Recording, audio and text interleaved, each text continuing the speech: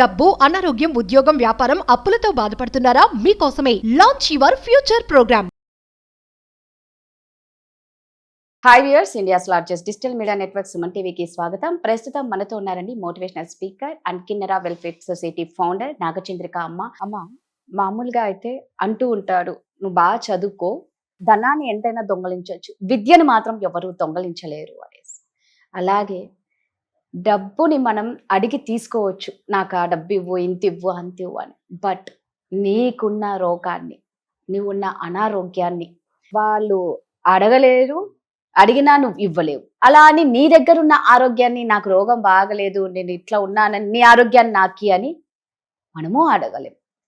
ఎలా అమ్మ దీన్ని? ఎవరు అనారోగ్యాన్ని ఇవ్వడం నాకేం అడుగుతారా? అడగరు. మరి డబ్బు ఇమ్మని అడుగుతారు, ఇంకోటి ఇమ్మని అడుగుతారు, కానీ నగలు ఇమ్మని నాకు అడగచ్చు. అనారోగ్యం ఉంది, మీరు ఆరోగ్యంగా ఉన్నారు, నీ ఆరోగ్యం నాకి అని కూడా నేను అడగలేరు. అది ఇచ్చేది కూడా కాదు. నేర్చుకోవాలి వాళ్ళు. మనం ఒక ఆరోగ్యంగా ఉన్న వ్యక్తి ఏ రకంగా ఇంత ఆరోగ్యం, ఈ ఏజ్ లో కూడా ఇంత ఆరోగ్యంగా ఉన్నారంటే వాళ్ళ నడవడికలు ఏంటి, వాళ్ళు ఏం చేస్తున్నారు, ఎలా వీళ్ళు ఇట్లా ఉంటున్నారు అనేది ఖచ్చితంగా మనం తెలుసుకొని నడుచుకోవచ్చు.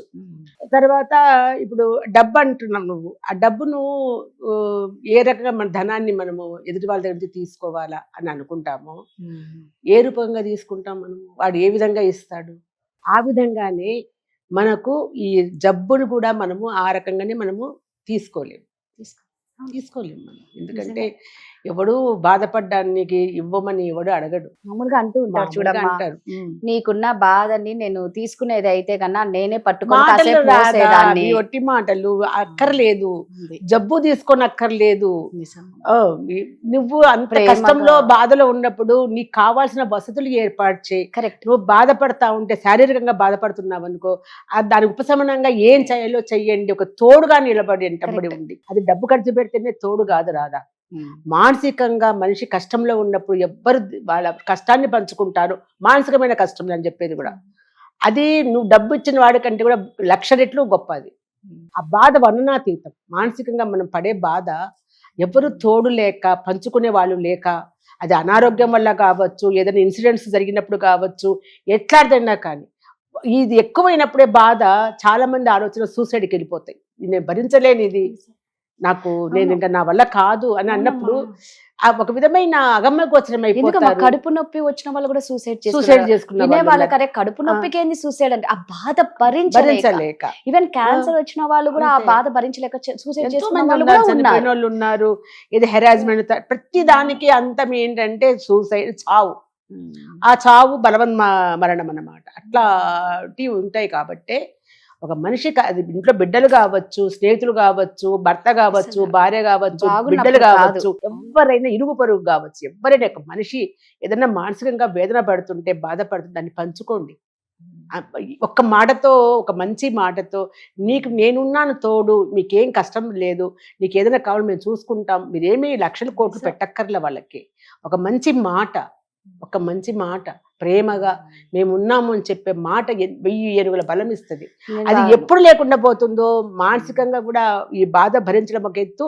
నాకెవ్వరు లేరు అని చెప్పేవాళ్ళు, నా తోడెవ్వరు లేరు, ఈ బాధని ఒంటరిగా మోయాల్సి వస్తుందని అదొక్క బాధ వేరు. అది అప్పుడే మనిషి చావుకు వెళ్ళాలనిపిస్తుంది అన్నమాట. బతకాలని ఉండదు రాదా. అది చాలా మంది చూస్తారు. ఇప్పుడు ఎంతమంది ఈ మధ్య కాలంలో ఇట్లా సూసైడ్ చేసుకుంటున్నారు చెప్పు. అంటే ఏదో మార్కులు తక్కువ వచ్చినాయని సూసైడ్ చేసుకోవడం వేరే, ఎవరో మోసం చేసినాడని సరే ఇది కూడా ఉంటుంది. ఎవరో మోసం చేసినారన్నప్పుడు వాడు ఒక్కడితోనే నీ జీవితం వెళ్ళిపోవడం లేదు కదా. వాడు మోసగాడు కాబట్టి వాడు మోసం ఎంతమందినో చేస్తూ ఉంటాడు. నువ్వు మోసపోయినప్పుడు నువ్వు ఒక పాఠం నేర్చుకో, దాంట్లో నుంచి చావు కాదు నేర్చుకోవాల్సింది, ఒక పాఠం నేర్చుకో. దాన్ని నువ్వు నీ పాఠాన్ని ఇంకొకరికి కూడా అదొక లైఫ్లో వాళ్ళకి కూడా పాఠం అయి తీరాలి. కానీ నువ్వు అంతం చేసుకొని దాన్ని భయంకరంగా. చాలా మంది ఎంత ఎడ్యుకేటెడ్, డాక్టర్ ఒక అమ్మాయి, ఒక్కటే కూతురు, ప్రేమించిన వాడు మోసం చేసాడని సూసైడ్ చేసుకుని చనిపోయింది. అది ఒక్క కూతురు. వాళ్ళకి ఎంత కష్టం అనిపిస్తుంది తల్లిదండ్రులకి. ఇట్లాంటివన్నీ కూడా చాలా ఉంటాయి. ఒక మనస్థైర్యం తెచ్చుకోవాలి. నువ్వు లేచి నిలబడి ఎదుటి వాళ్ళు అదే కష్టంలో ఉండే వాళ్ళకి చేయూతనివ్వు, వాళ్ళ బాధను పంచుకో. నువ్వు డబ్బు అస్సలు నథింగ్ రాదు ఈ విషయాలలో చెప్తున్నా చూడు. నేను నాకు తెలుసు అది, ఆ బాధ ఎట్లుంటుంది, ఎంత బాధ వస్తుంది, మనం ఏ రకంగా మానసిక స్థితి వెళ్ళిపోతాం మనం అనేది. ఒక చల్లని మాట చాలు అంతే. బాధపడద్దని ఓదార్పు చాలు మనిషి తిరిగి బతికి చక్కగా ముందుకు పోవడానికి. అది మనం అందరం కూడా నేర్చుకోవాలి రాదా. నేను డబ్బు ఇస్తాము అట్లా జబ్బు పంచుకుందామని కాదు. జబ్బు ఎవరిపో పంచుకోలేము, పక్కన కూర్చొని జబ్బు పంచుకోలేము. పంచుకోవడానికి ఎవడు ముందుకు రాడు కూడా. అది ఏదో కాదు, రాదు, అది ఎలాగో.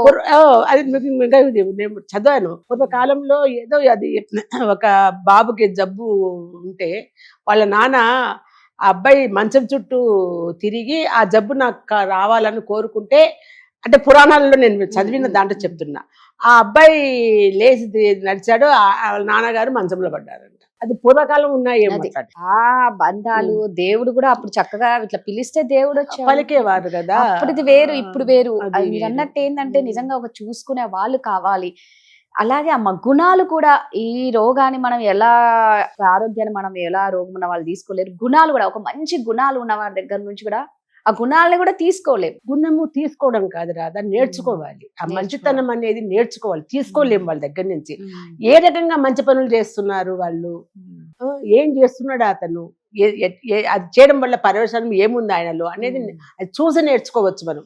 ఇప్పుడు ఎవరికైనా ఆకలేసి నువ్వే అన్నం పెడుతున్నావు అనుకో, ఇంకోసారి ఆ సంఘటన నాకు ఎదురు కావచ్చు. ఎవరైనా ఆకలి అమ్మని వచ్చినప్పుడు నువ్వు అన్నం పెట్టి నేను చూసింటా, అరే మనము పెడదాం, మనము సహాయం చేస్తాం. మళ్ళీ వాళ్ళు గుంటలో పడిపోతుంది, వాళ్ళు పట్టుకొని చెయ్యి పట్టుకొని పైకి లేపుదాం. ప్రతి ఒక్కళ్ళు అది చూసి నేర్చుకోవాల్సినవి ఇవే. మంచితనం అనేది, మంచి పనులు అనేటివి, ఒకరికి ఉపయోగమైన పనులు అనేటివి చూసి నేర్చుకోవాలి. ఆ దాన్నే గుణం అంటారు. అవతల వాడి గుణం ఎట్లాంటిది అనేది. కానీ చేసే సహాయంలో ఎప్పుడు కూడా నువ్వు స్వార్థం పెట్టుకోవద్దు. ఇది చేస్తే నాకు ఇది వస్తుంది అనేది ఎప్పుడు ఉండద్దు. స్వార్థం లేని సహాయం చెయ్యి, అది ఎప్పటికీ నిలుస్తుంది, నీకు అండగా వస్తుంది. అది ఏది ఆశించకుండా చేసేది చాలా గొప్పది. అది మాత్రం ఏదో ఆశించి చేస్తే నిజంగా అది ఎప్పటికీ ప్రయోజనం లేదు, ప్రయోజనం లేదు, చేసి కూడా లాభం కూడా లేదు. అసలు ఏది ఆశించద్దు. నిజంగా ఎవరికన్నా బాగలేదు అంటే మాత్రం నిజంగా చాలా జాగ్రత్తగా చూసుకోండి. అది ఎలాగో తీసుకునేది కాదు, వాళ్ళు ఇచ్చేది కాదు. ఎంతో మంది ఉన్నారు రాదా, హాస్పిటల్లో కూడా ఉంటారు, క్యాన్సర్ పేషెంట్లు ఉంటారు, ఏదో రకంగా కాళ్ళు పోయి యాక్సిడెంట్లు ఎంతో మంది ఉంటారు. నీకుండే టైంలో ఒక్క ½ వాళ్ళ కోసం ఉపయోగించు. నీ కాళ్ళు బాగున్నాయి, అన్ని బాగున్నాయి, నిజమే.